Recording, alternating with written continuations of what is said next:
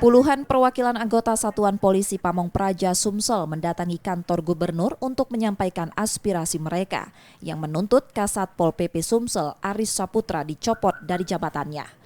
Anggota Satpol PP ini ingin bertemu langsung Gubernur Sumsel untuk menyampaikan bukti terkait perlakuan kasar dan pungutan liar Kasat Pol PP pada mereka bawahannya yang sudah lama terjadi.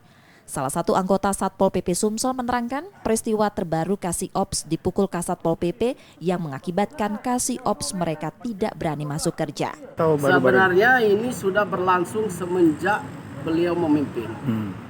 Nah, tapi ini puncaknya karena kemarin kejadian ada beberapa anggota kami yang mendapatkan kekerasan dari Kasat. Salah satunya Kasih Ops kami. Nah itu. Sekretaris Daerah Provinsi Sumsel yang sudah menemui anggota Satpol PP menerangkan akan memanggil Kasat Pol PP dan akan memberikan teguran.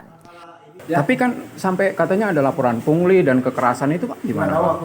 Oh, tadi kalau kekerasan mungkin ada. Saya mau panggil kekerasan kan nggak ada. Nggak bisa sepihak. Jadi konfrontir dulu ya.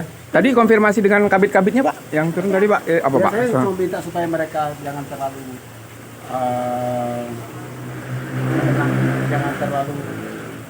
ini membuat resah dan menenangkan staf dulu sebelum Pak Kasatnya pulang ya.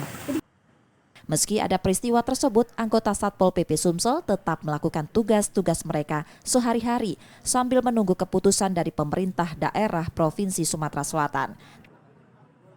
Tim Liputan Kompas TV, Palembang, Sumatera Selatan.